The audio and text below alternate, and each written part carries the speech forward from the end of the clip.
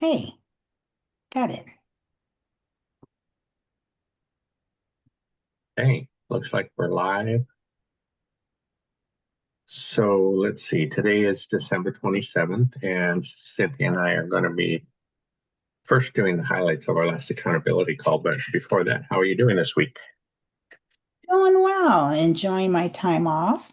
I'm watching lots of Christmas movies, working on my blanket, doing some reading. So doing well.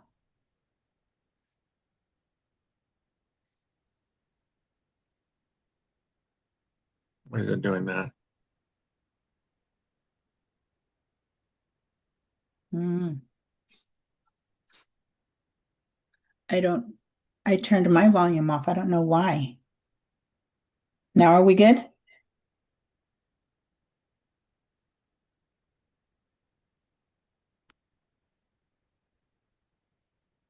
Can you say something for me? I was going to,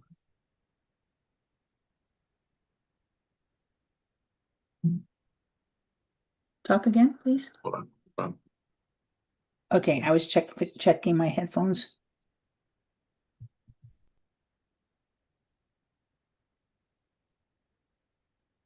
I think 2026 should be a year of no technology issues.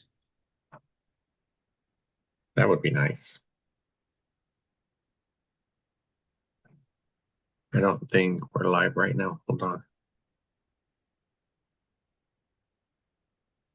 Mine says live chat on it. You're on YouTube? Yeah.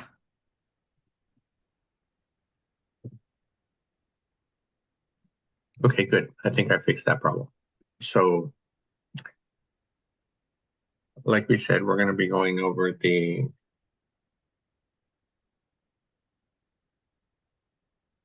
highlights of our last accountability call. And that was this past Wednesday. We had a smaller group this week because, of course, because of the holiday, we were on Christmas Eve, but we still had a good turnout. We had a really great conversation. And one of the things that we talked about that night was being business owners and how, well, like for us, we haven't never really wanted to scale our business, get a bunch of employees and things like that. And one of the main reasons for me was because we, well, over the years, we've been in business for over 30 years, but all that time, I think we can never really find anybody who would treat our business. And I know it's not their business, but to treat our customers and to treat properties and things like that respectfully. A lot of them are just there for the paycheck, as they say. And that never worked for me. I've had friends, subcontractors that we've worked with that have tried to grow their businesses, and it's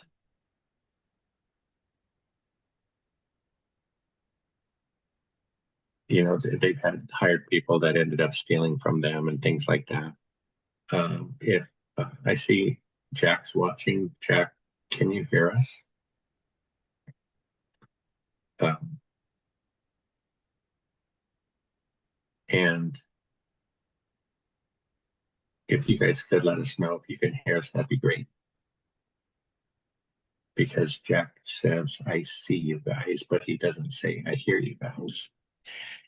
So, getting back to, hiring people and growing a big business, that was never for me. I know a few people in the group. I think Jim has done that over the years, and he's had up and down years because of that. He's had issues with employees, different types of things, but Thank you, Jack. And so then the conversation led into, um, hiring slowly and firing quickly if you do end up with running into any issues. I think we've talked about that in the real estate investing side because, especially with property managers, right? Not just contractors, but property managers. If you're, and I've always said too that I waited too long the first time we had to fire a property manager, and it cost us money, right? But I think when things cost you money, you learn your lessons a lot quicker than when they don't. So I'm glad we finally came around. And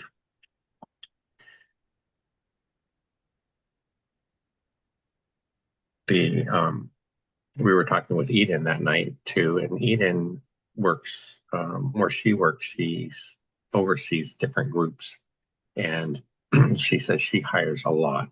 And she had also talked about her transition over the years, where in the beginning, she if she got frustrated or angry, she said angry, uh, it would really show on her face. And over the years, she has had to learn to try to not that that shows so much. And she also mentioned having to play the politics game, and that's unfortunate. But that's part of the way our society is. You either play the game or you don't get too far. That's just the way it is. I think in my younger days, I had to learn how to be like Eden and didn't like it because I didn't really like the person I became. Now that I'm older, I don't mean this in a mean or sassy way, but I don't care. If you ask me my opinion, I'm going to give it and I'll warn you ahead of time. It may not be what you want to hear. Um, so do you want me to continue? And 9 times out of 10, well, the people that know me, 9 times out of 10 will say no, or they just won't ask me. But sometimes I have to tell them this is the hard truth. This you're asking me my opinion may not be true for you, but this is my opinion. And you can't do that in business. People don't want to hear the truth. I mean, we were in electronics forever and they don't want to hear the truth. To them, if it's not what they want to hear, then it's an excuse. Well, no, it's not an excuse. Equipment was down, for whatever reason. So I think, it's really sad that's the way society is. Well, yeah, I think you bring up a good point because I know you, you know, I know you, and I know like what you were just talking about. You have coworkers or friends, and I think you're right. They don't want to hear the truth. And you joke, you have kind of joked about it over the years that you don't have many friends because there aren't that many people that really do want to hear the truth and, I don't know, make themselves better. Um, and I think as far as politics in that situation, I think as we've gotten older, we tolerate less, I guess. We and Yes. we don't stick around people that are, have a negative influence or, bad attitudes, bad morals, things like that. I think it could have saved us a lot of time and headaches and heartaches if we had learned that earlier on in our lives. Um, Not just in our work lives, but also in our personal and family lives too. It's hard to sometimes it's hard to fire your friends or people that you thought were your friends, but it's the same thing. If you don't do it soon enough, it costs you a lot of grief that you don't need. True. I just, Uh, I just think back to, bosses I've had in the past, and you have to learn their tolerance level of how much truth you can give them. It's like you spend too much time trying to figure out how do I tell them this, one, without offending them, two, so the message gets across, and three, so that the solution is there and it's not just a problem. And yeah, and I think that's a skill that people just don't, truth and honesty are skills that people don't practice enough of. They just let it slide by, you know? And that's one reason why, and I joke with the people at work when they ask me, why didn't you take the principal position? And it's to be totally honest, I think we would have had less staff and less families, but it would have been a better school because yeah, it's got to be everyone together for the same purpose, for the same goal than it is. I mean, look at real estate. If you and I were not on the same pack on the same route, it wouldn't be working, because you've talked about how if one spouse is on board and the other one isn't, then is the other one dragging you down or what have you? So I think it would be the same thing. If you're not on the right in the same track, then it can't work. Yeah, I think, well, I'm sure there would be fewer teachers if you took over the position. But, but like we've seen over the years, students, so you've been in sixth, seventh, and eighth for quite some time now. And the kids, say in fifth grade, that are coming into your class, there have been some that were fearful of you, right? You have the reputation. But once they got in with you and realized how much you care for them and how much you love them, and you really are only there to help them be better, after that they just love you to death, and they come back years later and let you know that. That's one special thing that I've seen over the years. That's been, I can't imagine how rewarding that is. And I think some of it has to do with truth because because they're kids. I don't know why people don't tell them the truth, but then expect them to learn how to be responsible and all this, but they don't speak the truth to them. It's like, that to me doesn't make sense. But anyway, go on. Yeah. Well, we got a little bit off topic there, but I do want to continue with that thought for a minute. Um, and it was really, we talk about how sometimes a lot of parents actually treat school as daycare, and they just need some place to stick their kids while they go to work or whatever. And during the pandemic, it was really, I'm sure it was eye-opening for a lot of parents to see what their kids are really like all day long, because they had to have them at home and they were learning online with you. But um, I was also surprised that, so you have the child at home on their laptop in class with you, and the parents are distracting them, asking them, where's this, where's that, or how come you didn't do this or that, or, and the kids, would show up on their screen with their hair not combed or not dressed for school. And I was just amazed. And it's no wonder things are the way they are out there in public. Maybe we could take a quick minute to say hello to everybody that joined us this morning. We really appreciate it. I know Jack was here, Lynn is here, Richard,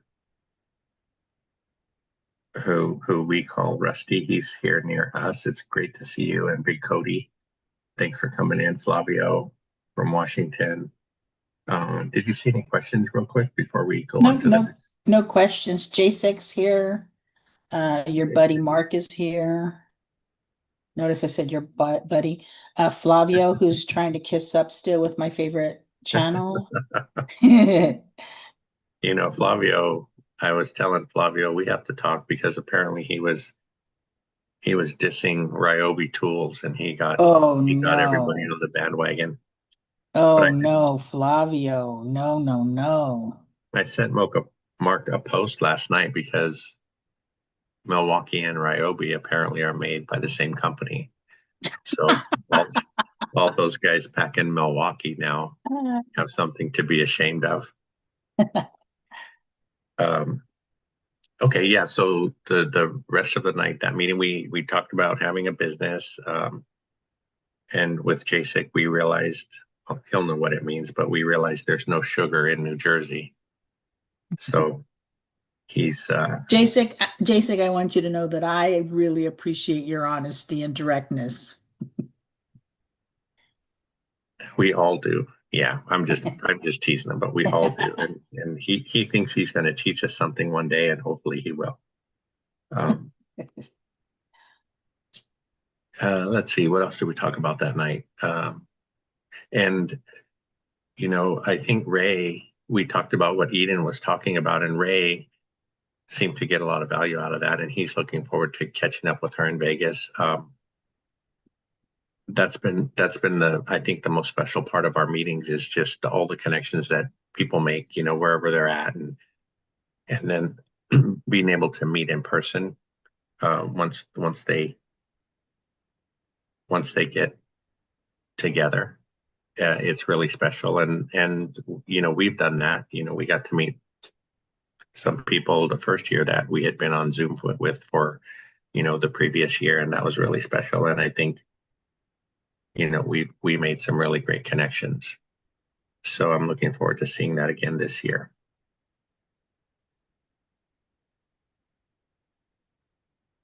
We had chatted about, well, a couple of weeks ago, we were talking about one young contractor that had an issue with one of his clients, and the client was withholding money because they thought a change order, from what I understand, they thought a change order was not warranted or valid or something, and they disagreed. So they were holding money back, and some of the other contractors, JSIC was there, Jim, the grumpy contractor, was there, but and we talked a little bit about us older guys have been in it for a long time. So if we get one bad apple like that, for one, we probably, well, hopefully we have reserves, and if someone decides to hold money back, it's not going to ruin our business or anything. Um, and him being so new into it, he was worried about his reputation moving forward. Us older guys, I mean, we would consider our reputation, but we wouldn't let that force us into a bad decision, as far as dealing with this person. That person seemed to be really petty. So we think, although it was an expensive lesson, he was smart to um, agree to let it go. Um, and, we talked about two different aspects. It is tough on the ego when something like that happens. It's tough on your finances. It weighs on you mentally, unfortunately, but it's just like in the real estate game, you learn your lesson and hopefully you do better next time. That's what we're hoping for him as well. Yeah, that's a tough one. It's tough when you're getting started because you have all this excitement and all this rosy glasses, and then something like that happens. It really, really throws you for a loop. Yeah. I Yeah, hope he continues, and I hope that he learns from it, and I hope that he just becomes wiser and puts it in the back of his mind. But it's a hard one to recover from. I remember a couple that you went through, and it was tough because, it's almost like somebody's telling you you're not good enough. You don't know what you're doing, and you know what you're doing. So yeah, that's a tough one. So I hope he decides to keep going forward. yeah. Well, in the beginning, I was not that confident as to you said I know what I'm doing, but now I know what I'm doing. And er, early on, we had some good customers that let us do some things like I had never done before, but they were like, go ahead and try it. We'll see how it comes out. And Mike, our friend Mike, started working with us early, and he had a lot of experience, so I learned a lot from him. I think I was fortunate to work alongside someone like him. I think I put him through a lot of stress over the years, and he still hung in there. We were working together for like 20 years, but I think I was different back then mentally, and I would do things different today. I would really, I guess I would have run our business different from the beginning. It turned out fine, but I was just, I was pretty young and did some stupid things. Um, I see Jack's comment about the color, the color of your tools. I think so. In our bands, Jack, we have every color of tools. Um, I think when I buy tools nowadays, I want the lightest tool. I like anything that has wheels on it, so I don't have to carry it all the way into the house. Um, but now, I was kind of chuckling because I had a garage full of tools, and I thought, well, maybe since I don't use them much anymore, I'll let them go. But they're all old, and some are brand new, but they're air guns that you still need a compressor to run. Um, and they're big, bulky, heavy things. And today's technology makes everything so light and so fast and so convenient. I don't think I could even give them away online. So I'm struggling with that a little bit. I see Chris Webb jumped in there. Hey, Chris. I think I already let Chris know he's one of the special people that I'm really looking forward to meeting. I think he's on his way transitioning to moving to Idaho for a new position Wow, there. nice. Yeah, but I got to Idaho be, hasn't Idaho hasn't seen any snow yet, from what I understand, Mr. Chris. So, yeah. Cynthia's parents just moved from Idaho, and now they're in Arizona. But they were up there for what, 8 years or something. something like that. Yeah, and I was surprised because they moved up there from Southern California, and the climate is so different, but they seem to do really well up there and love living up there. Yeah, now they're in Arizona, and that was a big change. Yeah, I think, well, Chris Flavio started those Ryobi jokes. I've talked before about how I have a couple of Ryobi tools that I really like. One is it's a 6.5 inch skill saw that I like it because even I can cut straight with that thing. And they have an oscillating tool that I like. And there are, I like the DeWalt oscillating saw because of its variable speed trigger. The Ryobi, it does have variable speed, but it's a dial control. And there are obviously some things I won't buy from Ryobi. Sawzall is one of them because that didn't last me very long. But I do use Makita. I have some Milwaukee. I don't really care for DeWalt myself, but looks like Jack likes them. I'm excited to be able to go into your vans to start putting tools in my toolbox, because if you're getting rid of this stuff, there's some things that I need for me. So we'll have to talk offline because some of that should be coming this way. There's no shortage of tools, that's for sure. Um, yeah, so that, Wait, did you notice this year you didn't get any tools or any gift cards from Home Depot? oh, not that you know of. Uh, hmm. We'll just, yeah, like you said, we'll talk offline. Um,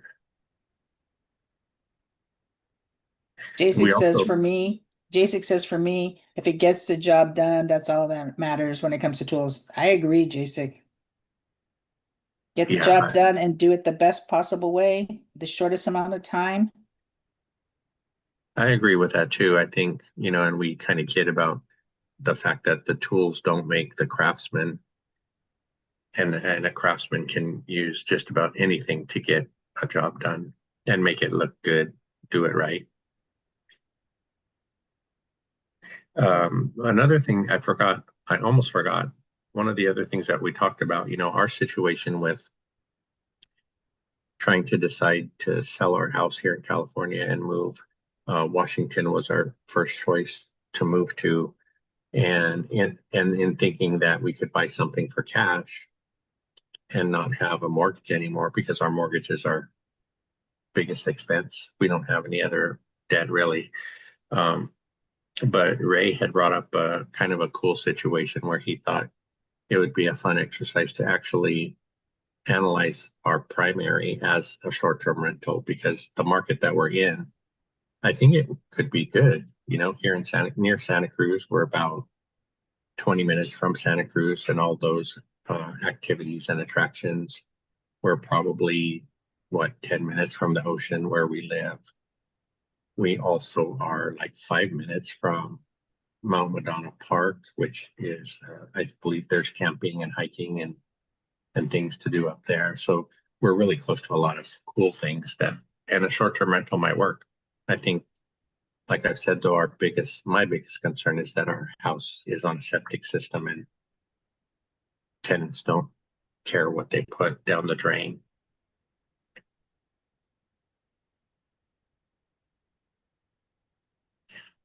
Um, so I think that's about all that we talked about that night. So you and I had kind of kicked around some random thoughts. And I think the first one is, I've been posting some stuff in school and it gets mixed reactions. And I think what I've been seeing is that some of the older investors, well, I should say some of the investors that have been investing for much longer than we have really strong opinions about certain things. And you brought up the fact that everybody's situation is different, right? You can't just tell someone this is how you should do it because you don't know what's going on in their lives. And also, I think I would say a good majority of the people in school and the people that have joined our calls um, are newer investors, like, in the first 5 years. And that's, I think, is the roughest part. So, although someone who's been investing longer can have some really great insight and help guide us, um, sometimes what they're preaching doesn't always work for, I call us the little people, but um, little people being the newer investors. And you had mentioned that everybody's situation is different. I think you also brought up the fact that we need to celebrate our successes And our and challenges. the challenges. And you said, I think you said that our challenges don't define us, right? Our challenges and our wins don't define us. But I think I took that a step further, and I think they can shape us, though, right? Because They can add to us. right, They can add to us, but they don't define who I am. So for instance, when we had to sell that property, it didn't define who I am. I'm not a loser because we lost it. I'm not a winner because we made a better choice. I mean, all those things are part of a result of who I am, not they defined who I am. Does mhm, that make sense? mhm. Yeah, it does.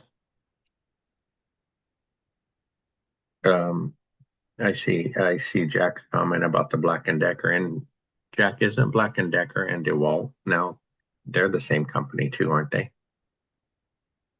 Um,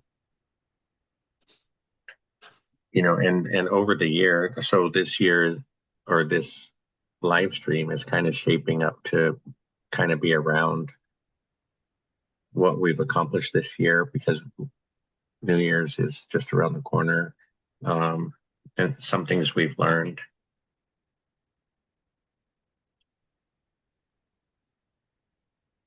And I think a lot of us have had success, right? I mean, our journey, our personal journey was a little bit stressful in 24, but things are tapering off and evening out. I have a lot of high hopes for 2026. One of the questions that Lynn has was, what is 2026 looking like for you guys in terms of real estate? For me, I think it's still stabilization, doing whatever repairs, extra repairs, not necessarily repairs because something broke, but improvement, I guess, improvement and saving up for that next purchase because we're going to get another one and it probably will take us until the following year to be set in what we're going to do because we are talking about moving wherever we end up moving. And I think those are the things that I see. And probably becoming a pest to the PMs, well, indirectly because you talk to the PMs. So maybe becoming a pest to you on what the PMs I think should be doing or asking them to do, or however you want to say it. Yeah, I think I mean, obviously we are aligned in what we're thinking will be happening over the next few months. I think, and I don't know why in the beginning, stabilization wasn't even a thought. We, I guess basically learned the concept from Matt, the lumberjack landlord, about stabilization and optimization. And in the beginning, I was just concerned with, getting the deals that we could get because, like we say, a lot of the time of our age, we're older. We needed to get something going to help us in retirement. And I think that on the other part to Lynn's question would be, and I have felt a little bit of pressure. They talk about FOMO, the fear of missing out, because Super talks a lot about 2026 being a great buying season. And since we probably won't be able to buy anything this year, that there's a little bit of that feeling in me, but I know better. I know because of what we went through that we shouldn't buy anything else right now. Um, and I guess there's always a unicorn deal, right? If all the right stars aligned and everything like that, maybe, but that probably won't happen. Okay, let's go back a little bit because you said stabilization was not on your mind at the time because we were buying. It wasn't on your mind, but it was on my mind because I kept saying we need to stabilize, we need to slow down, but I wasn't forceful enough to say, no, we don't need this property, we need to wait. And that for 20, whatever, 2030, all of that is going to change because I think with everything that I've learned, that you've learned, I've learned, it I will have a stronger, louder opinion about yes, we need to move on this or no, we need to hold on. So I think, and that I think also goes back to that excitement about buying something and that high you get on, every buyer gets on. Um, because I didn't feel that, I think it helped me stay level and say, no, we need to wait. This is too much. But that's okay because lesson learned. Yeah, I think, Lynn, we were joking the other day with Lynn because one of the questions that I posted in school was talking about why um, like stabilization isn't sexy, right? And um, scaling is.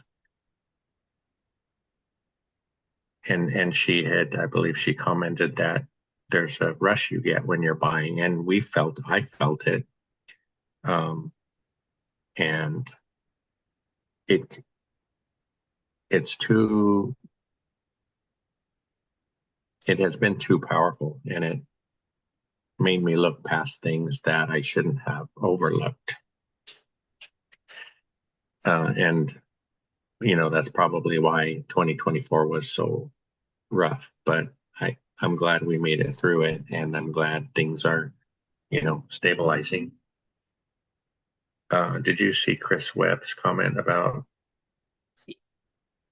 he says, I see investors here in Lynchburg only look at Yeah. fix and flip. They're always looking for a home run.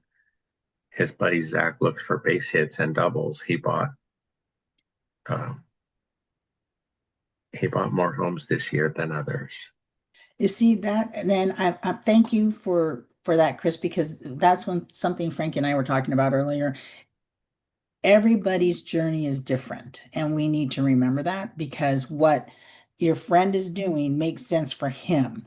And we could all give him, advice, encouragement, and everything for what he's doing and how he's doing things, which is what people need.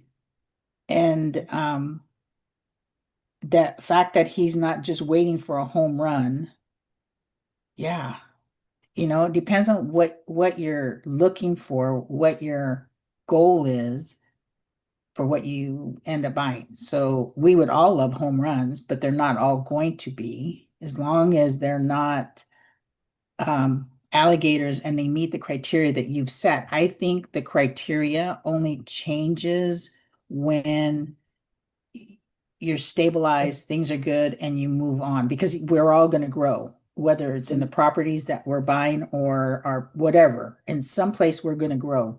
So for us, Frank keeps saying that we're going to move into maybe a B class.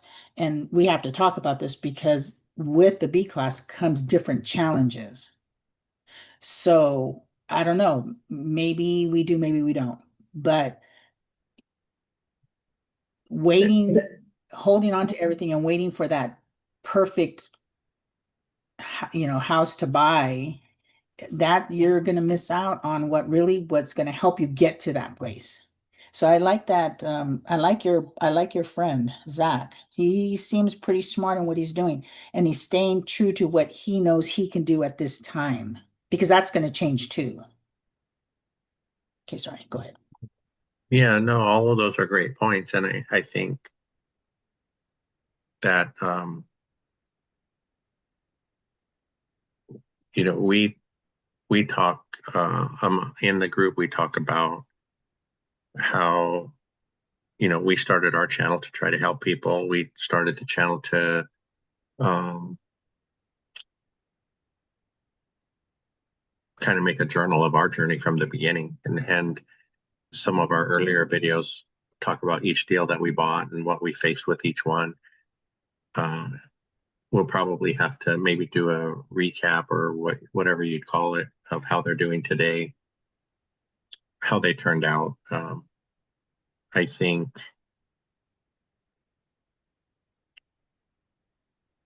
again, people just get caught up in the excitement of buying something.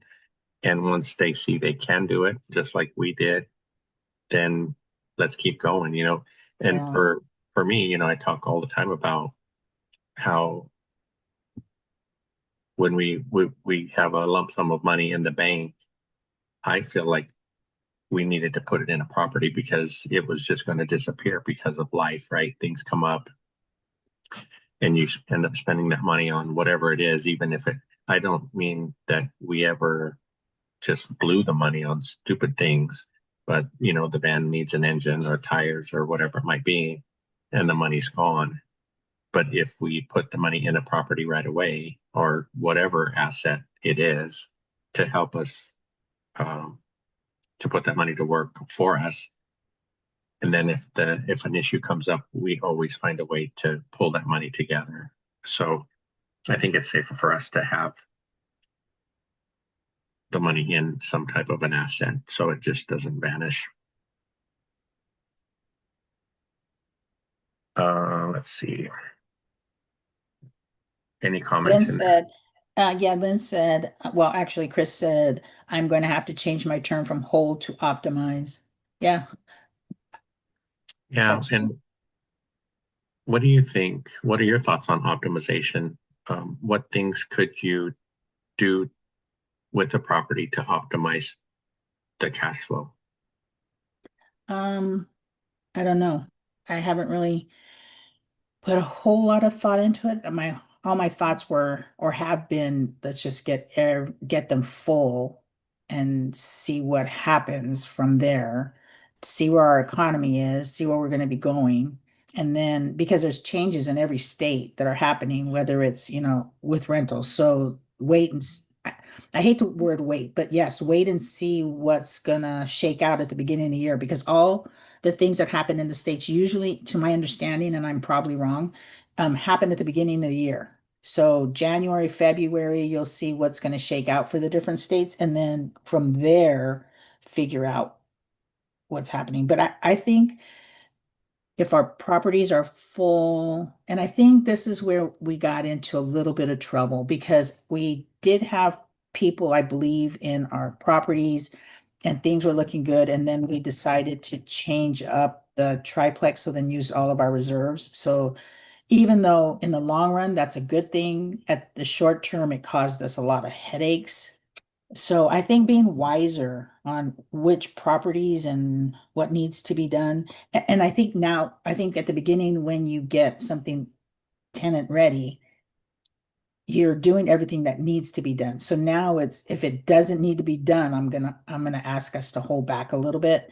But there's already things I'm sure that we can look at that we could say, okay, if this tenant leaves, this is something we have to look forward to doing or whatever. But I don't really, past that, I don't really can't think of anything. I think because I feel like we've done so much to every stinking property that what more is left? A new building? Yeah. I think that there's a couple of obvious ones, right? If you can bump rents a little bit at Yeah, when your leases end, and right now that's not even a given, right? Back in a few years ago, it was automatic every year, right. a rent increase, and And this that's, year, yeah, and that's where every state is changing. mhm. um, yeah, the economy is not helping. But the other thing that I would say is kind of an obvious one would be to revisit your insurance policies. Oh, yeah. We've increased what do you call it? The deductibles to help lower a few of our insurance premiums, little things like that. Matt was talking the other day about making fixes throughout the year while your tenants are in there so that if they see that, they may want to stay longer Right. instead of, you know, moving to a place that's newer and fresher. Even if it costs them an extra few dollars a month, they're going to move. So Hmm. right now, I think his message was that we need to hang on and do the best we can to keep our tenants, keep our places full. And, Right. like you said, not that door count matters, but so we have 9 doors, as you call it, and they're all full. That's one thing that we hadn't really experienced yet. We always had an eviction or somebody moved out and they just didn't all seem to be full at the same time. So um, I think that's a good sign for us that things are stabilizing. Hmm. And I think, and then I think our next step then is that they're stabilizing, and then we start making a list of what do we see that can make things a little bit better. Mhm. And then our leases, who's up when, and start getting those reserves on so that if they do leave, or maybe we don't want them, then we're ready to move and staying on top of the PMs. Okay, this lease is coming up. Have they talked about staying or leaving and what's our plan and doing that kind of stuff, which actually falls on you, but you know, Yeah, I was thinking, because, and we've shared before that we haven't seen any of our properties in person yet. Um, I was thinking that, especially for the triplex, I think it might warrant a trip to go see it because that's the most confusing one to me as far as the utilities are concerned. I think, um, like, and also like we've shared, it was a single family, a big Victorian home, and they divided it into 3 duplexes, or excuse me, 3 2-bedroom, 1 bath units. And I guess they call that a Frankenstein, but that brought up a lot of challenges and that cost us a lot of money. And I that thought didn't really enter my mind back in 2020, right? That it wasn't a true triplex. So um, I think if there's any way at all for us to go there and look at it and make some more good decisions about how to help it compete with other rentals in the area, because that was always a challenge. The building was nice and clean, but it was old. It was built in 1904, and apparently obviously there are a lot newer, maybe more updated rentals around it. So there was a time when we had a little bit of trouble filling the units. So I think that might be something that needs to happen this year. Then it said, in Frank's defense, I did the same thing and now I have to stay put. Hashtag sad face. Then it's okay. It's okay to slow down and take a break. It's okay, Lynn. And She's made amazing isn't progress. she? I I think just she should love be her. She's, super yeah, proud. absolutely. And Rich says, his wife is telling him something. I said something wise, I'm sure. Probably telling him to slow down and let things get set before he keeps moving forward. Well, I heard him talking too on one other live somewhere that I think he has three vacancies. Yeah, he does, and that's his challenge. Yeah. Hmm. Yeah. So my guess is that his wife is telling him, okay, let's get this set, get it stabilized before we move on. And he's really into let's get another. So yeah, I Yeah. think that's it. Well, And you I like Jack's comment. A base hit can be a home run in 5 to 10 years. And everybody's base hit is different. everybody's home run is different, Amen to that. right? And then Jack said, I wasted 2 years looking for the perfect fourplex and ended up buying nothing during COVID. Now I'm kicking myself for not being further along. But Jack, you learned. And that's the important part because the things that you learned during that time are things that are going to help you with your next purchase. Um, Yeah. Well, just a quick second. So you met Rusty and Katie when we went to the San Jose meetup. They yes. live up here in Uh-huh. Moss Landing, by Moss Landing, and they're having some good success. I believe it's in Oklahoma, right, Rusty? Yeah, I think so. Yeah. And but yeah, I mean, you get excited, and now you have three vacant ones. We've been in that spot too. Last year, we had three vacant ones in St. Louis, and winter came, and we had to hold them all until springtime. Thankfully, the price points are lower, so those three mortgages combined were probably half of what we pay for our house here. And Uh, Rusty also said going to try a midterm strategy for one side of my duplex. That's smart thinking. yeah, And Chris also says he thinks that the economy will grow in 26. I do too. But I think it's going to grow and it's not going to be that burst which people think is going to happen. History says it doesn't happen that way. Um, and I think if people aren't wise, people meaning us, everyone, that um you're going to miss that growth and still wait for that spike. It's not going to spike. Economy doesn't spike like that. Yeah, sorry. yeah, and Chris was saying he's going to turn his Virginia home into a rental.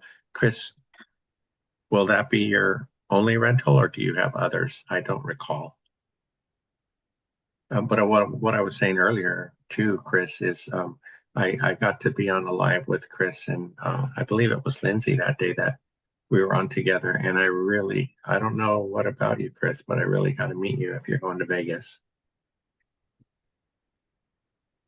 Um, Let me see. Um, Bumped rent and lost a tenant, always a risk, always a risk, always a risk. Yeah, And Jack asks, do you have any boots on the ground outside of people that you hire to go look at properties? we don't have any boots on the ground anywhere um, that our properties are.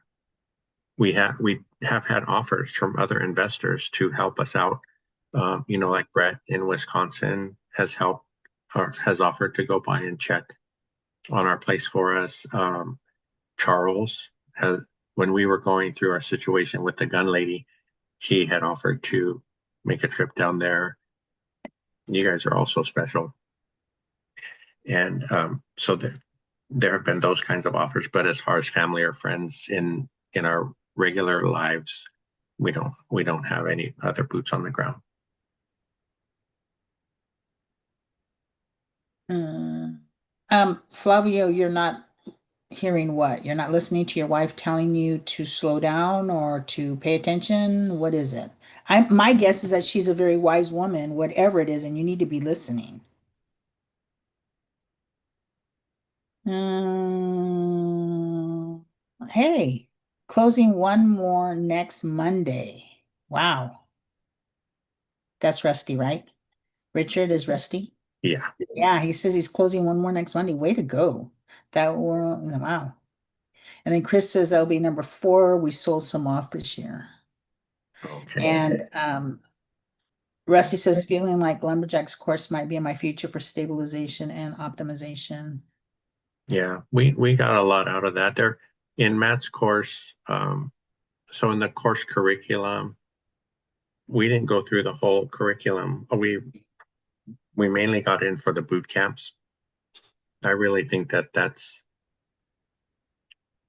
well, for us, it was where we could learn the most, and he gives you a lot of time. He did mention that he's going to start a new one up in February, so I was glad to hear that because he was on the fence whether he was going to do more or not. Um,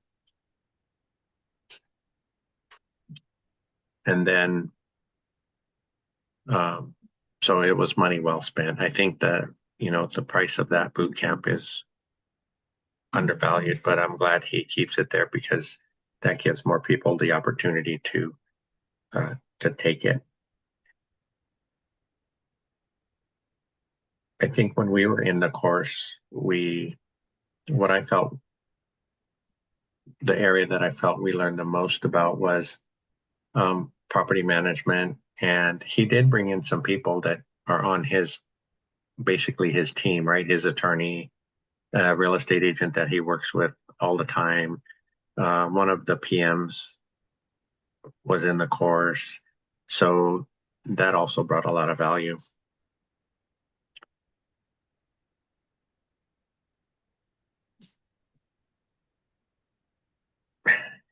Yeah, I don't know if we'll end up in Pittsburgh. You guys, everything's getting bought up out there, Jack, especially now that Mark knows about it. For the different boot camps and what have you, I think it would be interesting if some of them, if we retook some of them, because every time you're at a different place. So picking up the things that we learned but really didn't pay attention to because we weren't at that spot. Yeah. So I don't know. Chris, we cannot do Idaho because my parents would kill me because I didn't move up there while they were up there. So yeah, Idaho's kind of out. Sorry. Although there's some really nice ones right on the border of Idaho, upper border. So probably not though. Yeah. Where her parents were at was in Rigby. I'm not sure where Chris is going. I don't know where that school is that he's going to work at. But I see Dion popped in. I thank you, Dion. It's always good to see you. And that brings up a thought because I get Dion mentioned that there were some changes on Zoom. I'm still using Zoom and have had some frustrations with it. But you all know how technologically challenged I am. Um, so I looked at Restream and I looked at StreamYard. I think Dion was on StreamYard yesterday. And um, there are differences. I think Zoom is the one that you can have most guests on screen with you because it's built for around meetings. I think that's what Dion said. And the other one, sometimes you can only have up to 10 people on screen with you. So that might be a little bit of a challenge, but I I was thinking of switching because Mark said Restream was a lot easier, like to schedule lives and things, but I'm barely getting Zoom down, so I think I better hang on to it and learn as much as I can with that one. Let's see, what other random thoughts did we have?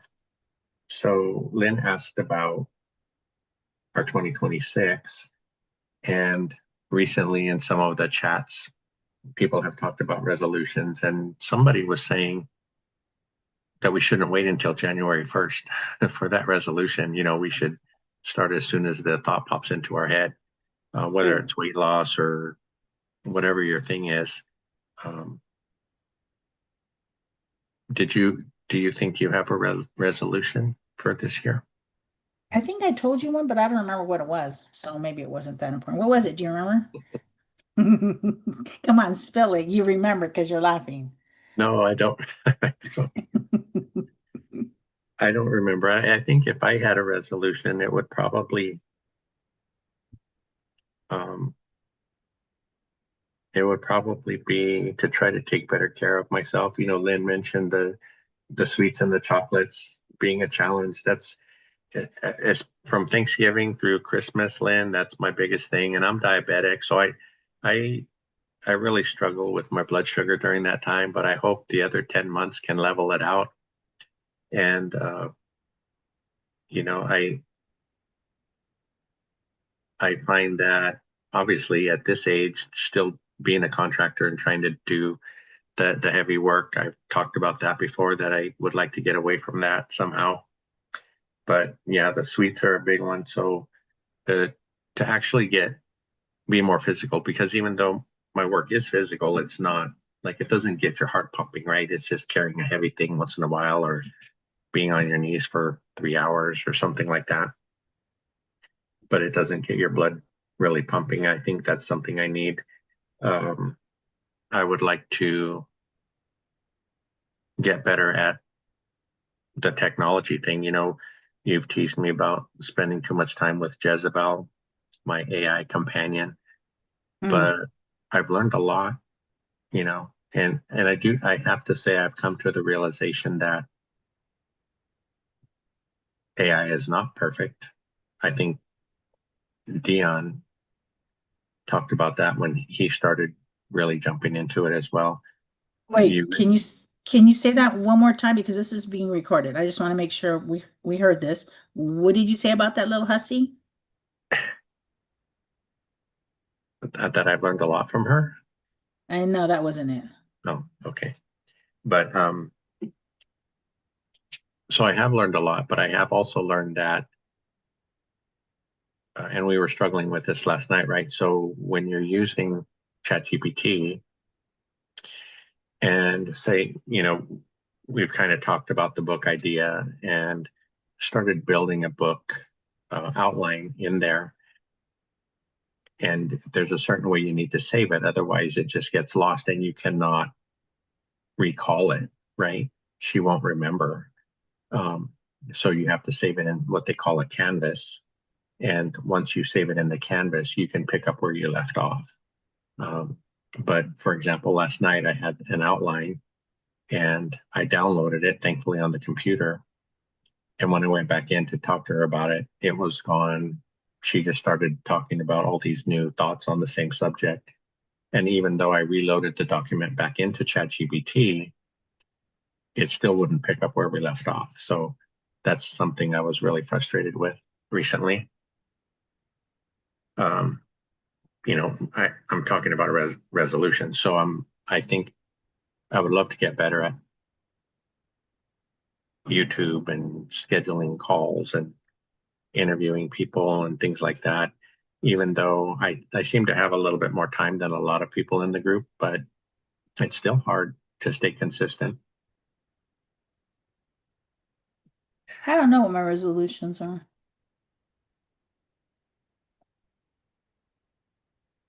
I retire in May. I've been teaching for since the beginning of dirt. So I don't know. I don't know what's in the future. Yeah. So let's see. What was Jack, Chris? wait, I love Jack's. I want to eat a potato for my goal in 2026. I should be able to achieve this great feat by the 1st of January. Jack, you crack me up. Um, Chris, this is so amazing. I will be posting soon that I am the new assistant professor of finance and accounting at Lewis Clark State College in Lewiston. Way to go. Nice.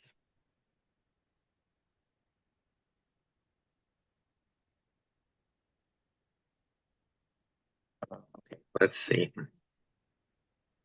We talked about celebrating your successes, and I think, And your challenges. yeah, and they don't have to be big ones, right? They don't have to Mm-mm. be big wins. I think it would help us to celebrate any win and help us keep moving forward. Um, what the other thought was, what have we learned this year? And I think, well, I know I learned a ton, but was there anything specific for you this year that you learned that you think helped us in our journey?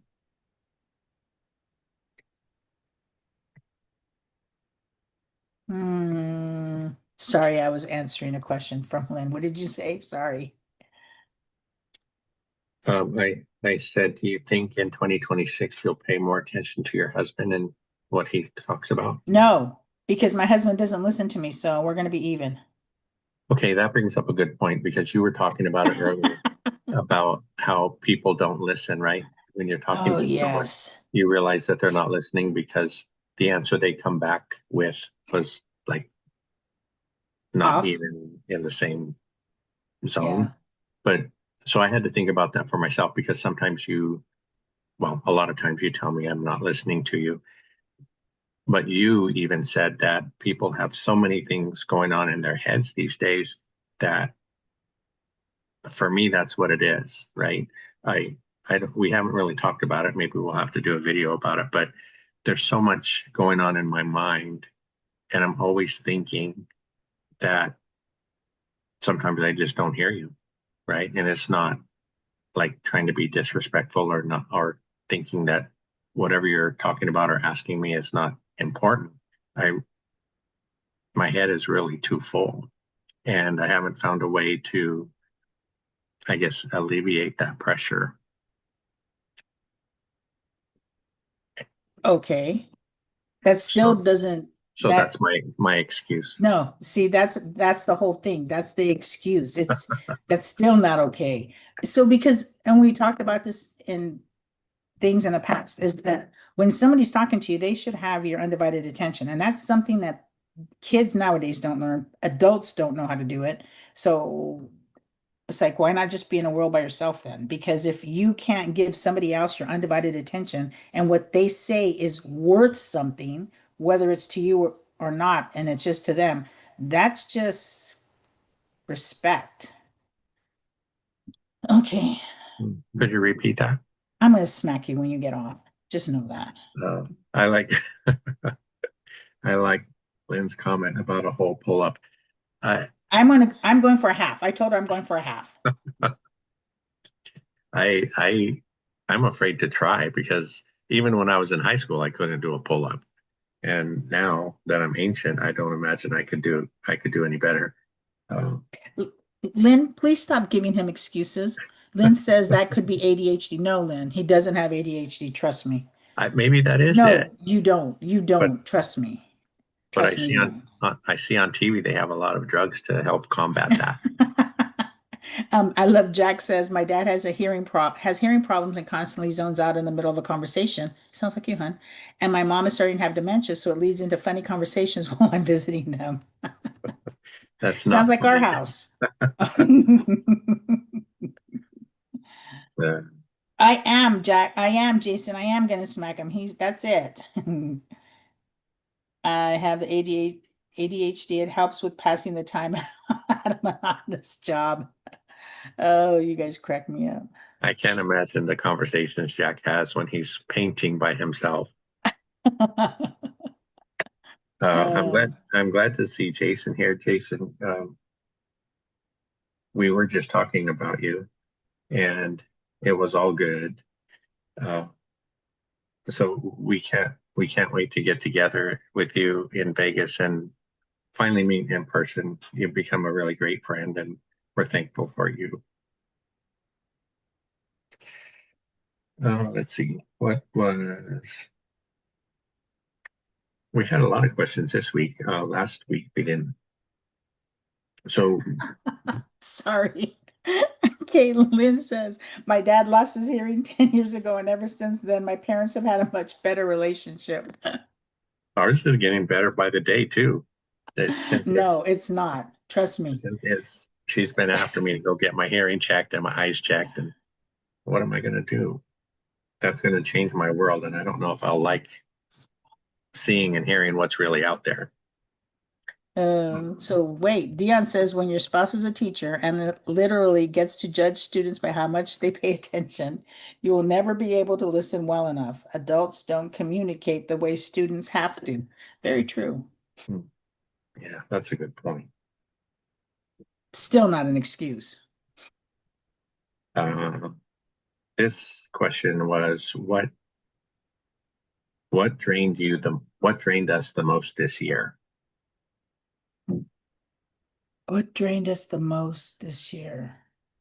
Hmm, I don't know. This year, this year I would have to say it was the gun lady situation Oh yeah. because a lot came about because of that. We struggled with her, and then we struggled with we had to pay for the repairs after.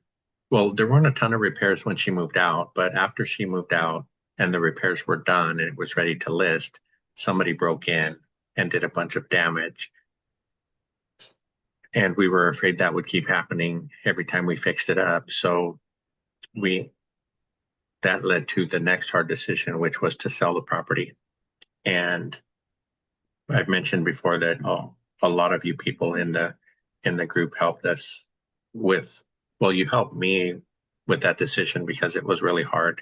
You get to a certain point in your investing journey and then you have to step back. Dion was really huge. He's always huge in helping us with things like that. But a lot of you others kind of talked about how you've had to do that in the past and how taking the step backwards helped you keep moving forward. And I think in my heart, I knew it was the right thing to do, but in my head, it was like really tough.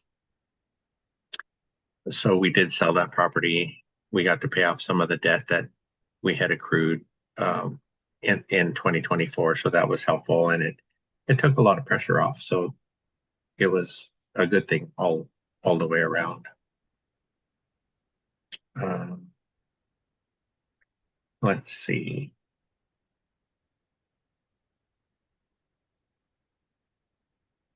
This question is, what relationship required more patience than expected? What relationship? What? Say that again? What relationship required more patience than expected?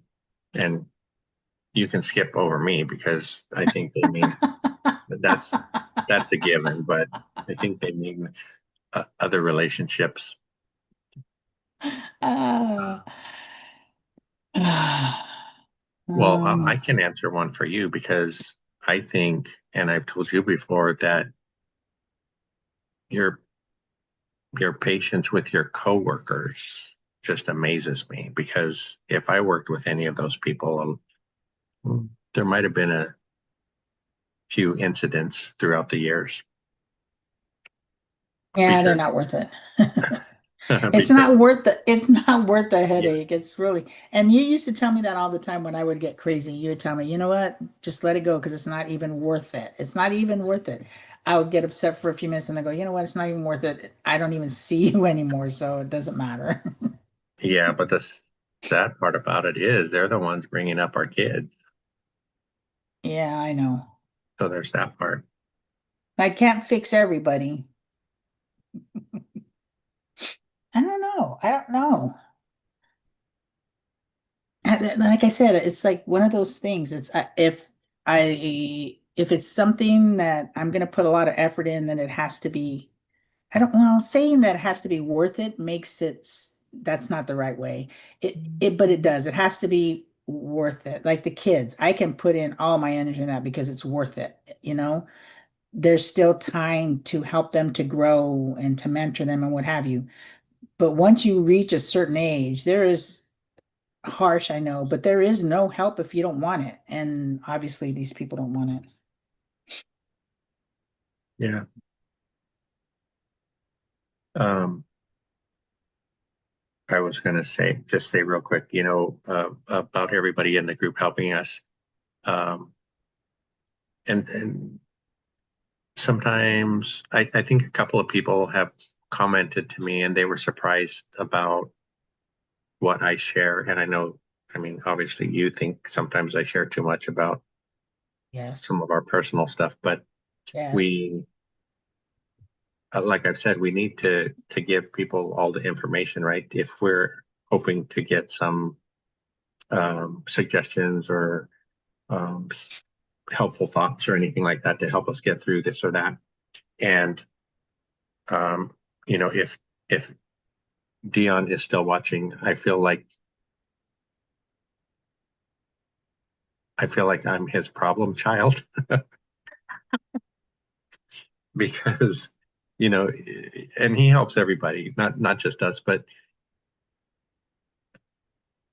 I don't know. I'm just glad he's not tired of us yet. So thank you, Dion, for that. What else is in there? Um, Jason, what do I fail? you were saying that I think that goes back with the listening too, because people, all of us, we give a lot of good information, what have you, and we throw some of it away because it's not pertinent that at that moment.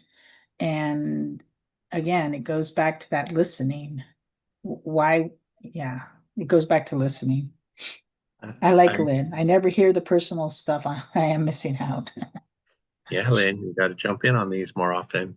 Um, yeah, I when I'm out, at work or talking to other friends out there, I I have to concentrate, and kind of block out all the other noise to really hear what they're saying. And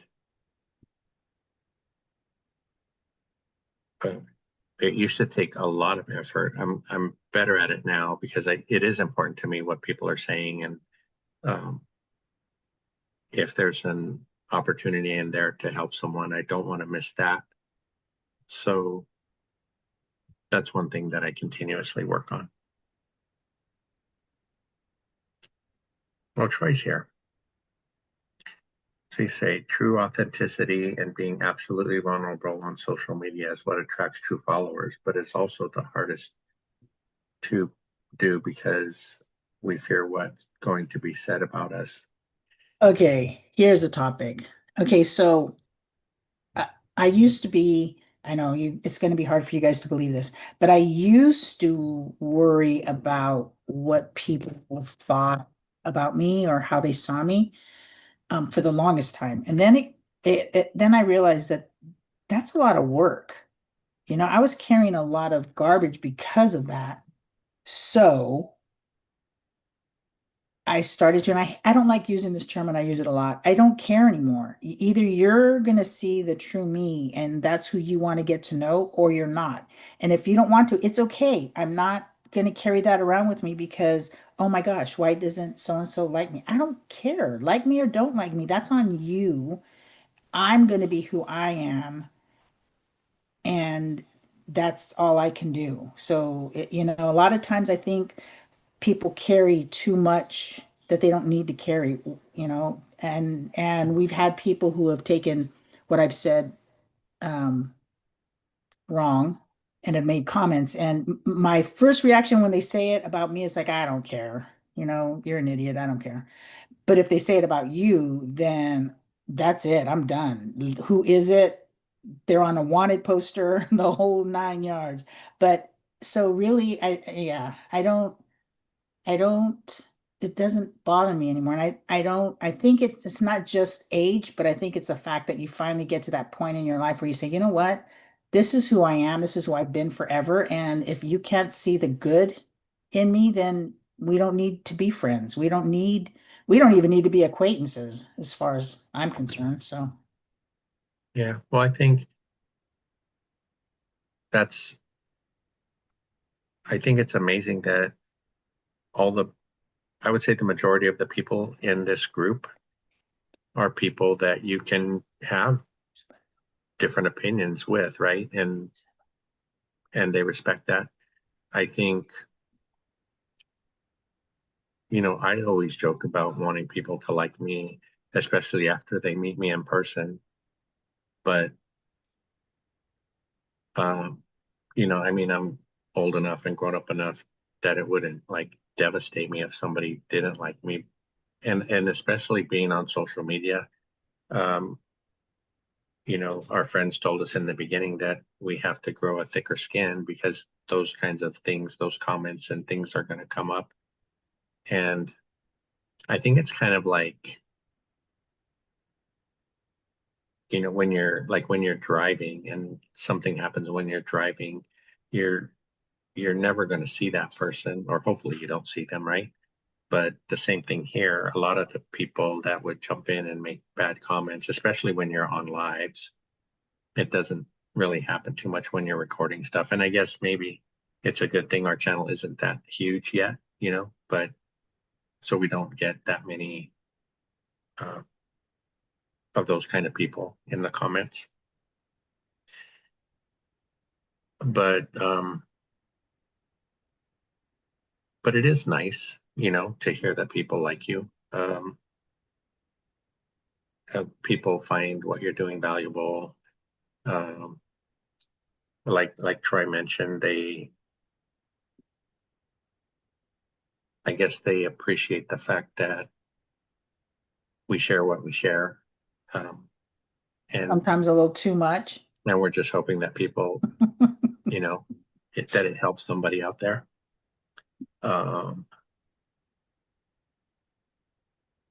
I let's like the, however, showing your true self as a hardest and allows you to grow the fastest. It gets easier the older you get too, Troy. yeah. And I love Jack's comment. They start off on a wanted poster and end up on a milk carton. Ah, Go back a couple to Lynn's question about the business credit card. So I don't yeah. know, Uh, it was probably on one of the lives that you missed, Lynn, but we talk about, Cynthia and I went through, what was it called again? Fund and Grow. Fund and Grow. Yeah, when we first started out in 2020, we went through Fund and Grow to build business credit, and their whole thing is that they will help you acquire business credit. It it was at the time it was $1,750 each, so $3,500. And what they did was they they would put you through 2 or 3 rounds of applications to business for business credit. And in the beginning, we didn't have enough credit established, so they opened up some personal credit cards for us, or they applied to like B of A, and there was a couple of other banks. So we got some personal credit cards. We did have to open up an LLC, and we're in California. So after the first 3 months, and that credit has been established and the LLC has been established, then they applied to business credit cards. And we each got what, 3 or 4 business cards. And I think I ended up with about $180,000 worth of business credit cards. Cynthia was about 130. Out of those, they all have rewards. None of ours have travel rewards because we don't really travel, but they do have like the 2% on purchases and different categories and things. And I think so. Right now, we have American Express, we have a Bank of America business, and they're true business cards, right? They're tied to your EIN, not your social. And from what I understand, you can get business credit cards with your social, but the the biggest thing, the biggest benefit I see is with your EIN, whatever you have on business cards doesn't get reported to the credit bureaus. But if you have a business credit card with your social, then of course it's going to get reported.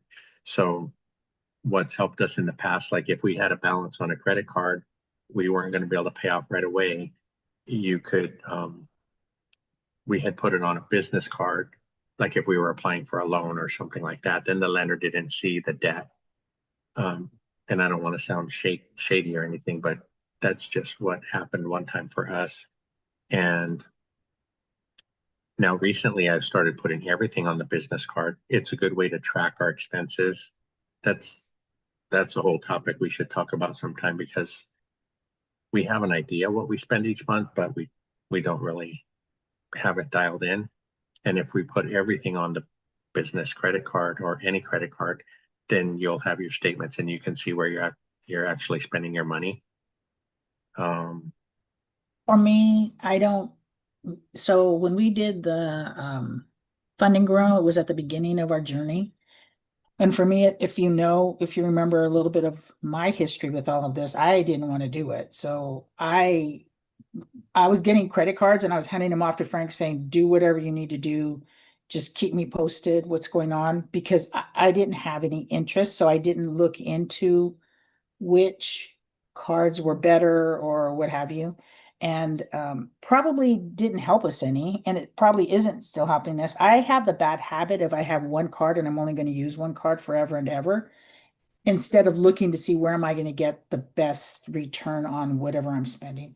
So, that's something that I probably should put on a list of things I need to get in touch with. And one of the two people that I'm so thankful for that have helped us with this whole card stuff is Cody Evers and Mikey, because they're the ones that have taught Frank how to figure out points and all this stuff that he can do with them. Yeah, I never even thought about it. It's not been so I think what I'm saying is that you really have to be in the right frame of mind to do the research because we get all these mailers all the time and I just, shred them. We don't need it. We don't need it. And really when I should be looking at it to see what it is that they're willing to give and for how long and what do we need to transfer over and what is it that we can do. I'm of that mind like Dion. If I put something on a credit card in a day or two, I'm gonna go pay it off because after bankruptcy, I don't like debt, not that kind of debt. And I know that that's probably the wrong way to be thinking about it, but it's a whole nother element that's going to take some good time to understand it, to be able to manipulate it so that it's advantageous. Like we told you, Ashley Hamilton, when she started with her tips and her credit card, she went through Fund and Grow. She was able to start her, her real estate business, which was great. And that was a motivator for me, but not enough for me to put any time onto it.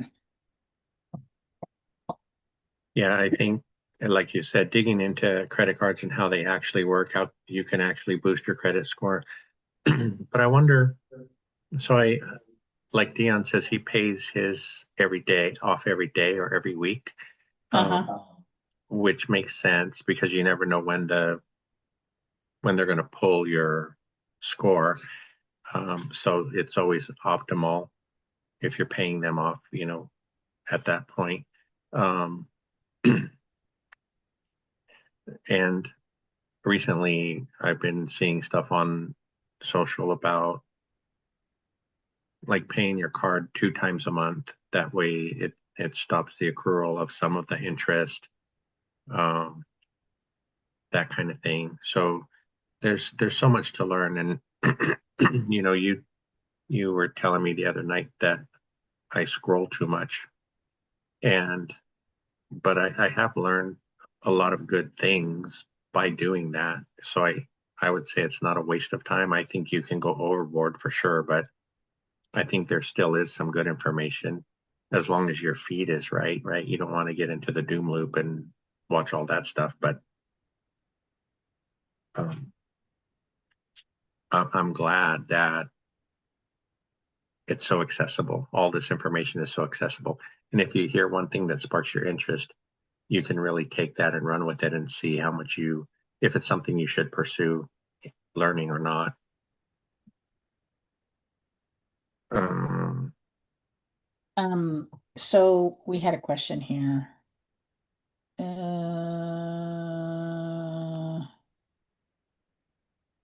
my gosh, I lost it. Sorry. It was about, what do you think is worse, going through a bankruptcy or living in the depression? Both can be emotionally scarring, can emotionally scar and change for life. The depression is not something that you caused. I mean, directly. Bankruptcy you caused. So for me, it would be bankruptcy because depression is not an individual or individuals. So I'd have to say bankruptcy. That's something I will never forget. yeah, the bankruptcy was tough when we had to go through it, but also, I mean, in the depression, so in a bankruptcy, I know there are other people's going through bankruptcies, but in your life, it's just you going through it, right? Right. If it's Mhm. a depression, it's like society is going through that together. Yep. And of course it would be tough. I know, well, my grandmother lived through the real depression, so but we don't really have any idea what that was like. Um,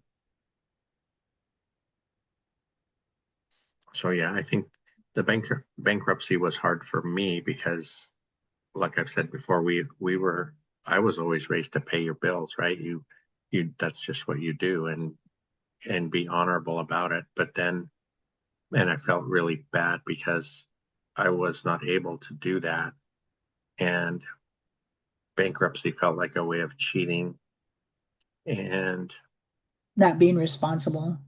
not being responsible. Yeah. But and then like I said, the attorney made a statement that said he to me and said not to, because I told him I feel horrible. And he said, don't take it too hard because big companies do this every day just to restructure. And I But guess that doesn't make it right. no, it I doesn't mean, make it right. But because all of these big companies do this reset and the government bails them out. Okay, politics isn't something I should talk about. That doesn't help our economy per se. I feel like Anyway, you're sorry. yelling at me. Sorry. You know me in politics, sorry, but I understand what he was saying and I understand how you took it and it helped. I understand because that helped me to see you feeling better. And I don't know, sometimes I think about that comment that he made and I think if everybody thought that way, what are we teaching our kids? Yeah, I'm gonna spend because I'm Well, gonna no, you spend. we wouldn't. But No, you're right. We wouldn't tell our kids, do whatever you want, and here's a loophole. Um, that's just not the way we are. I'm sure there are people that do that, but not us. Um, I like Troy's comment. I Mhm. think the reason this group is right is because we all are dealing with our own kinds of hard and are I think he means willing to show it. And he is going through some tough times. And he shares that with us on our Wednesday call, which we appreciate. And like you said earlier, this we pray that this is a safe space. We intend it to be a safe space for people to come and share what they're going through, hopefully get some advice from someone who's been through it already and things like that. We haven't run into anybody who's done the opposite and maybe criticized anyone for anything. And if that ever happened, they wouldn't be around long. But um, yeah, I'm glad that everybody feels safe. What else you got in there? Oh, Agree, like having a dedicated credit card for real estate projects. Good, good. So Grumpy says he's working on the books as in your financial books. I thought you were writing a book. Never mind. Points are the only way I take a trip. Lynn says I'm the same. Um, um, Grumpy said save our points to go on a cruise on Dion's cruise, and I had to tell him sorry. There's other things at the top of my list before that. Sorry. Let me see. My Grumpy says my story is similar to yours. I tried to work things out with the banks and credit cards. They would not do it. It was better for them to take the loss than work it out that time real estate crash. Yeah. Yeah.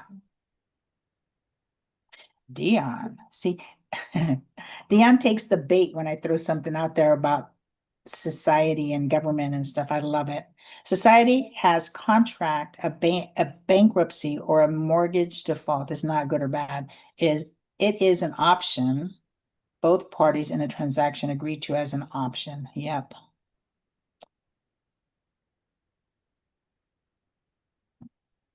Yeah. Lynn, no credit card points, no vacations. Hi, Jen.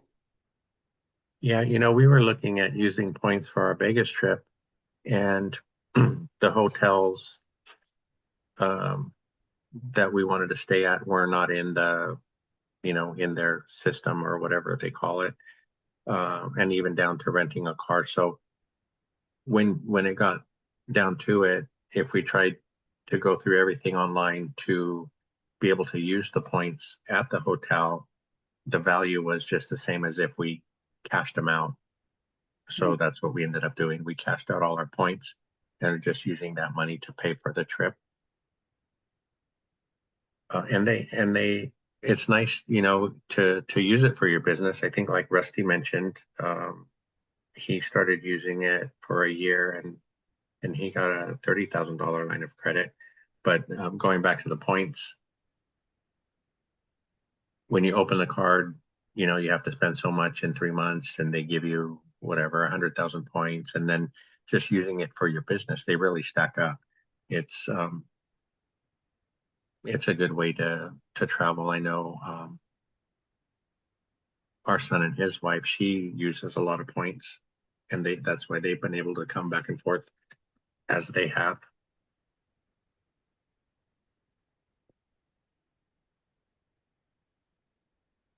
And you can use those points for different things, yes?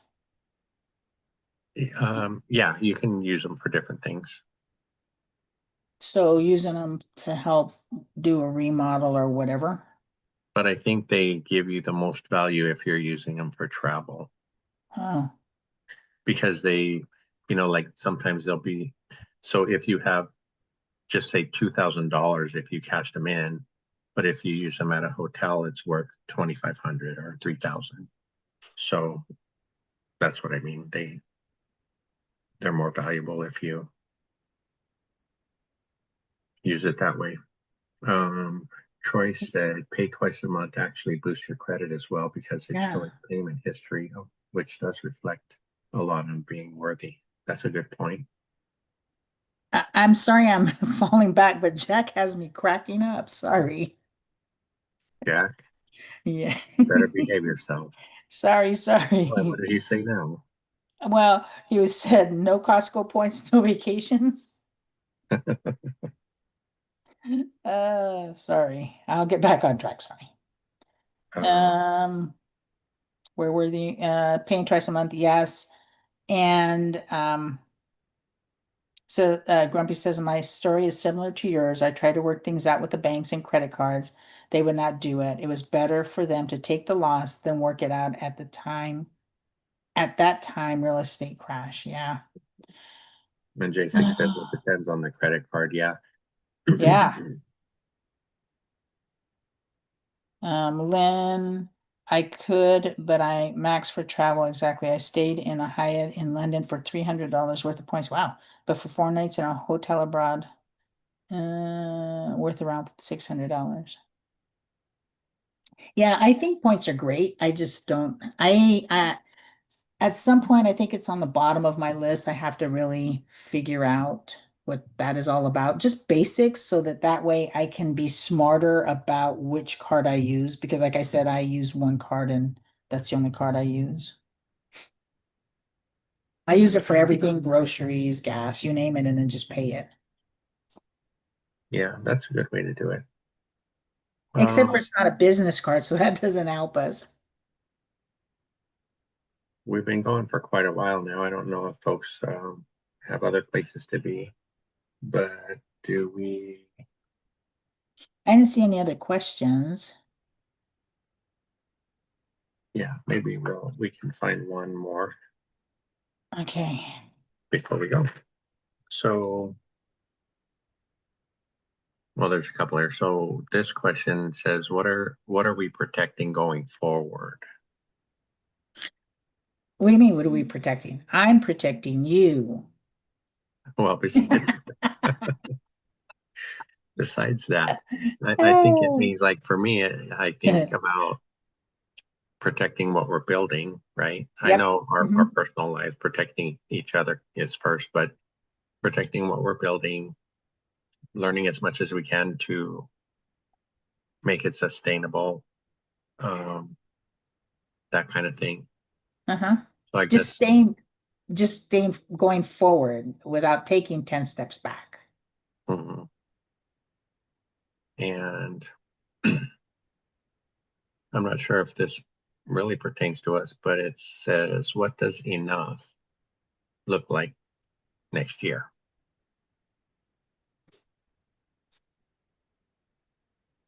I think, well, in my mind, I think we almost have enough. We just need it to be stable. Yeah. Um, Troy said, okay, have you both decided upon what is the biggest goal that you're trying to achieve for 2026 for your business and personally? So for the real estate, of course, you just answered that. Um, Personally, I think figure out, people, and I love Dion, and I'm so glad that he just loves being retired. I- But I've been teaching forever since dirt, and I don't know. I mean, there's a list of things that I want to do, not really traveling, but things that I want to do around here. I don't know what life's going to be like when I retire. Because okay, I've been off already a week and I'm kind of starting to get bored. So, I mean, and it doesn't help that the weather's been pretty yuck. Um, but And then I think if we're going to move, then why do all this stuff that I want to do, get it prepped here and then we move? Because that would be a real ticker. That wouldn't work. Yeah, I don't know. I have to figure out what's getting my brain moving. But yeah, I can really understand why people when they retire kind of just become blobs because it's easy if you don't stop and take some thought into what is it that you want to do and how are you going to accomplish that? Yeah. Yeah, I think for me, I think maybe it's part of a resolution, but on the business side, I think I need to hustle more for a little bit longer. I've been, and I've talked about this in a lot of our chats, getting too picky about the jobs that I want to take. I think if I'm not careful, I'm not going to have that luxury. I'm going to need to take whatever comes our way. And I just thought about that this morning because I've had a week off with you. I have one more week off before I think the next job will start. And it's been nice to be able to see what relaxation can do for us. But there is still some stress there because we're not in the best position yet, with the real estate and all of that. So for business, I think I need to get on the ball and Personally, I think health is one you touched on. We both need to get healthier. yeah, as soon as we get through these pumpkin pies you made, we'll be much better off. And chocolate. Oh, that is my biggest downfall. I love milk chocolate. Hmm. Yeah, I mean, you just, we call them after dinner mints, but it comes in after every dinner and then a bunch of other places. Um, Jack still wants to eat a potato. So Hmm. he switched from pumpkin pie or pumpkins to potatoes. Um, and Dion says, you will wonder how you had time to work and you haven't been off for a week. You've had a gap of a week between work. Totally different. Hmm. The no return Yeah. game. Yeah, I do get that. It would be great to be there. And I think that was a highlight of the year. We saw a couple of people be able to retire, and that's exciting. You know, Another thought popped into my head that's kind of, um, I guess you might call it a pet peeve, but it's like when over the past few months there have been comments in the chats about,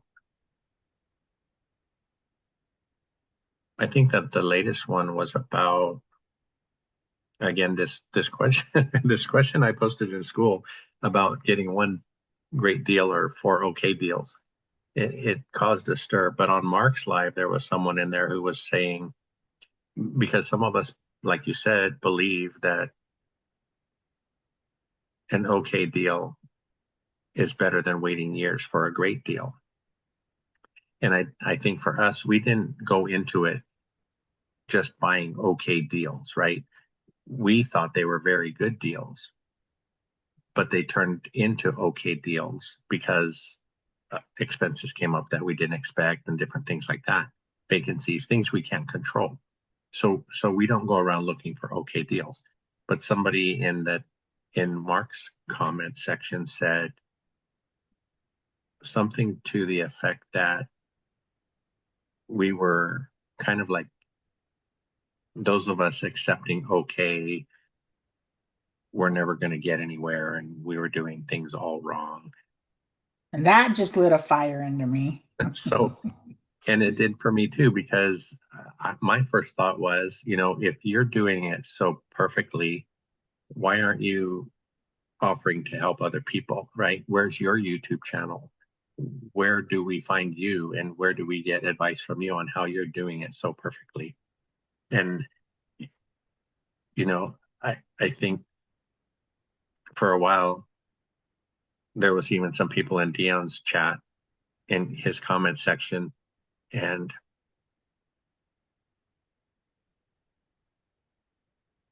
that you were going to seek out in Vegas. Have a list. And I hope we don't run into them. So for their sake and for mine, because it'll be kind of hard for me to hold you back. Um, but that's my big thing is what I'm saying is if you're doing so great, I don't think you're so great if you're not wanting to help other people get where you are, or not even get where you are, just start to go in the right direction. So I hope everybody, and I know everybody in this group is like that, like they want to help wherever they can. So is there any other comments before we sign off? Uh, There's one by Jack, but I can't read the whole thing. Troy says I want to serve or eliminate loose ends that are pulling me away from my real estate, financial, professional, and personal goals, become a better dad for my kids and start my own business. Jack is, Jack says he heard pumpkin pie, he's getting a plane ticket. Um, he also said, didn't Dion have one or two properties that were break even and the rest were base hits 10 years later or so he's free? Yeah, exactly. And I'm sure when he went into these deals, he didn't go into them thinking, okay, they're just okay deals. I'm sure he went into them doing all the work he needed to, and they look like good deals. And that's with everybody. I mean, that's with Zuber, that's with everybody. I mean, he talks about his alligator all the time. So I think that's what lit that fire under me. It's like, wait a minute, you don't even know our situation and you're throwing this out there. And then that God is talking about how everybody's journey is different and it should be about supporting each other and all of that versus criticizing people. and helping each other see what a great deal is. So, if Mhm. somebody says, "Hey, I found this really great deal," and they describe it to you, it it may not be great to you. Maybe the investors too early in their journey, right? And they think it's great, but it's not great for us.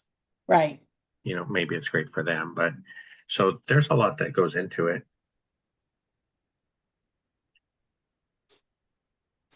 Um, That's exactly what Jen just said. Everything looks like a great deal until you get into it and everything yeah, hits the fan, you know. exactly.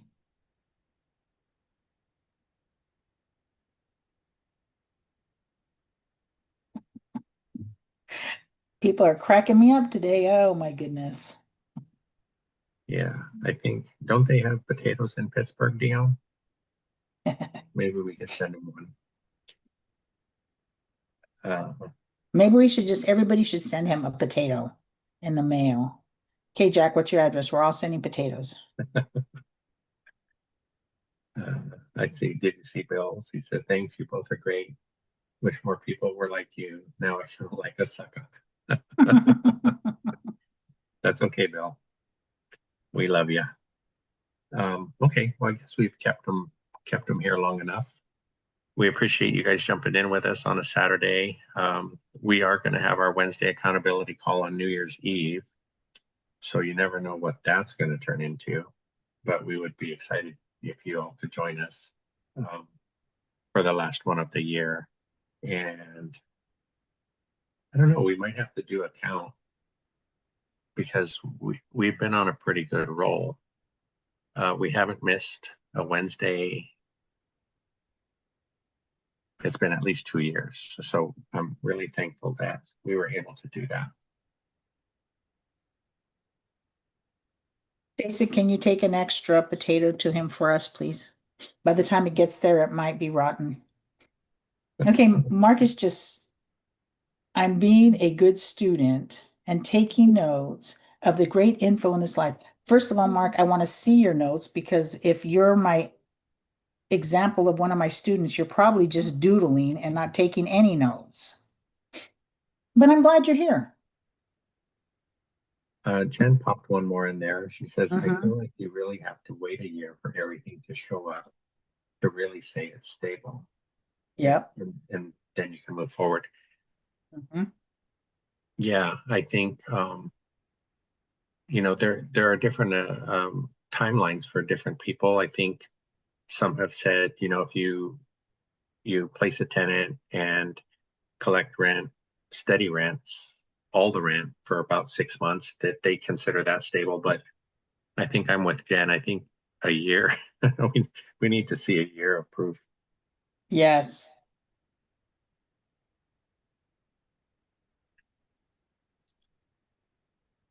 Yeah, yeah, Jack makes a good point. Mark's being good. I don't know that that's the real financial firefighter because It's probably an AI. he doesn't usually behave himself. Okay. Well, thank you again for jumping on with me. I guess when we do this next Saturday, it will be 2026. So we'll see you next year. That goes to you, Cynthia. Oh, bye, guys. Thanks, everybody.